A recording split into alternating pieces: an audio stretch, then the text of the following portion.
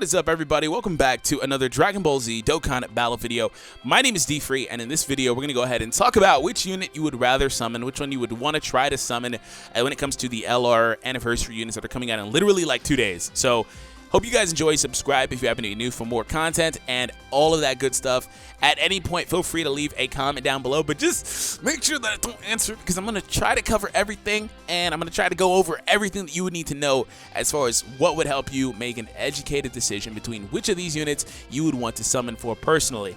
So here's my breakdown. Really quick, easy, simple answer. Honestly, no matter the situation, if you want to go for the best possible unit, that is without a doubt this unit right here. If you are looking, again, simply put, short answer, if you're looking for the best possible unit and you have to and you are forced, hear me, forced to choose which one to summon for, go for that guy.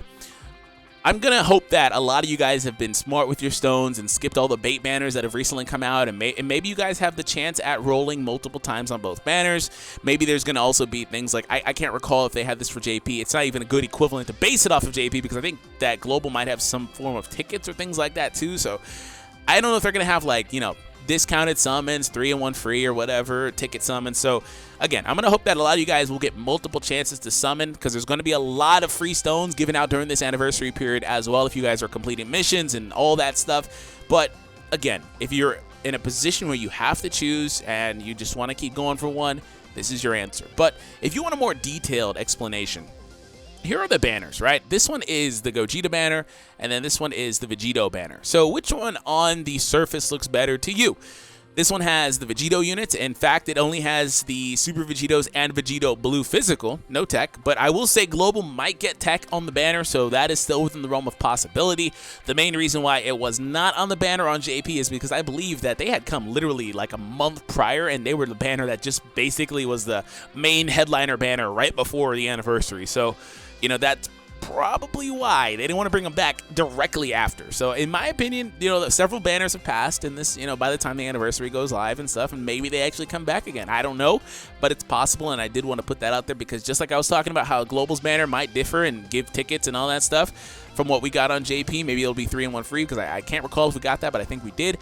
You know, there might be unit changes because that's one thing Global has done in the past. They have changed units. They are not shy about that. They are not shy about changing the units that are on these banners just to make a statement, I guess. So again, on the surface, to me, I think this banner just looks better because first and foremost, you have access to this guy.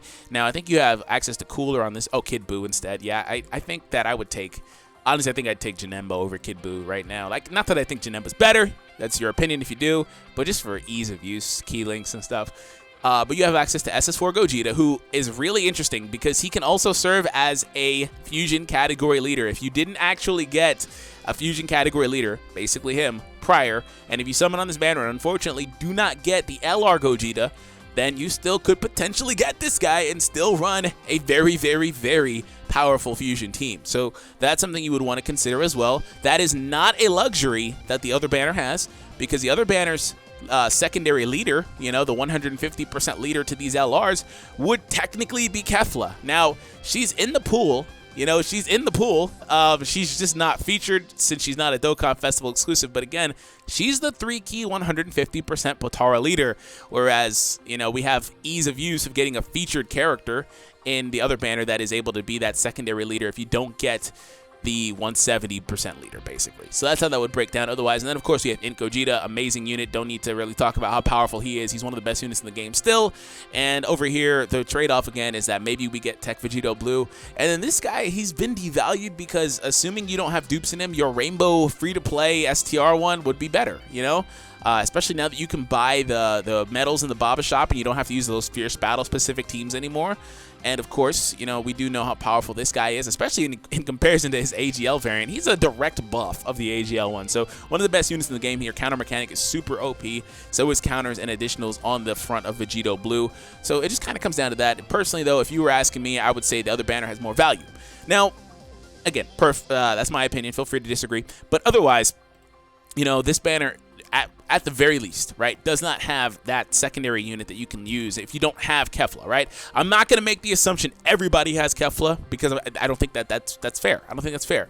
Although I do think that I will say that Kefla has had a lot of opportunity to be summoned on several banners, and in fact, she might have, I think she was featured on 2 banners that were like GSSR and stuff. Like, Global's in a really interesting position for all this stuff. So if we go ahead and bounce over to these units, again, 170%, 150% on the passive skill, attack and defense at the start of the turn, gets 3 additional key per rainbow orb obtained. They're basically guaranteed Ultra Supers with this. Ultra Super raises allies' attack by 30%, counters with tremendous power when he receives attacks, normal attacks, fully recovers your HP once, and you have to wait 6 turns and be below 50% HP to trigger this fusion into Vegito. Same thing for Gogeta. So again, they're amazing units, but something that I can't deny is just because on the fusion category team, this unit may or may not fit very well, especially if you have Tech Vegito Blue, who unfortunately does not have Prepare for Battle. This unit may struggle for supers, whereas the other version honestly will not really struggle as easily. This version of the character on the fusion category when they're not fused. And I want to point out that they spend a lot of their time, in fact, most of their time, especially if they have potential system investment, and especially if you have a good team already around them, they spend most of their time as Goku and Vegeta. So that is something that you don't want to overlook, but they're the exact same unit otherwise. It's just they have the same links and all that stuff, I believe. But there might be a small key difference here, but I think it's exactly the same across the board. Golden Warriors on this one, but this one does not have that. So there's little things like that, but nonetheless, you know, they spend most of their time like this, and this one has an easier time linking with the team that it would be on. So if you ask me, I'd say this one's better. Stats are a little bit different. Again, that's non-fused right there. That's the statement. 20,000 attack, non-fused. Access to the free additionals. This one has access to free dodge instead of free additionals or crits and a lower attack stat. So there's that. So yeah, non-fused, this guy's better, but of course, he fuses into Gogeta, gets 150%, heals HP, attack and defense 150 like I was saying, and super effective against all types. Same exact Gogeta mechanic, so that's how that unit breaks down. But when they fuse, the gap is widened tremendously in favor of this guy. And I'm not overstating that every single calculation that has ever come out in this game since these guys have been introduced into the game has had this guy #1 at the top of the list, and Gogeta an actual distant, I'm not even joking, a distant second damage-wise. But, you know, you might find more value in this because you actually kind of really want crits on this guy because of the fact that he doesn't come with that. And Gogeta basically comes with free additionals, being a level 5 additional free physical type, and also basically crits because he's super effective against everybody. So, you know, it's not as big of a deal as you might think it is. So another thing I do want to get you guys to think about in making your educated decision when it comes down to it, if you can build any semblance of a good team around a character, then you might want to go for that leader, especially if you don't, like I said earlier, have their 150% version of that leader skill. Now, this is just a dummy version of the Potara team. I just grabbed a few units that I know synergize well, have a good, you know, balance on the team. Otherwise, you know, you can swap in and out units here or there. If you don't have one, like for example, if you don't have Rose, maybe you put the AGL in. If you don't have that guy, maybe you put in Goku Black base form. If you don't have the physical Vegito Super, maybe you put in AGL Super Vegito. If you don't have Tech Vegito Blue, maybe you put in the Rainbow STR if you have him, or maybe you have physical Rainbow. There is a lot of things like that. Not really trying to tell you guys how to build a team here. I've actually done that before in a separate video. But again, if you don't have a leader, boom, go for it. You will clear everything in this game with this team. Literally. Everything in the game. Give or take, maybe you swap in a unit or two. Maybe you put this guy, whatever. It's your prerogative. But you will basically clear all the content in this game with a team like this. Same thing applies here. Leader, no leader. He could be your leader if you have him in your team technically, and then you just fill in the blanks from there. Otherwise, boom. You're, again, basically going to clear just about everything in the game. I think that Potara has an easier time due to their ease of counter hits and stuff, but this team, is very hard hitting. I was looking at Gotenks. I was like, oh, physical, but I mean, it's technically physical, right? He has the secondary leader skill.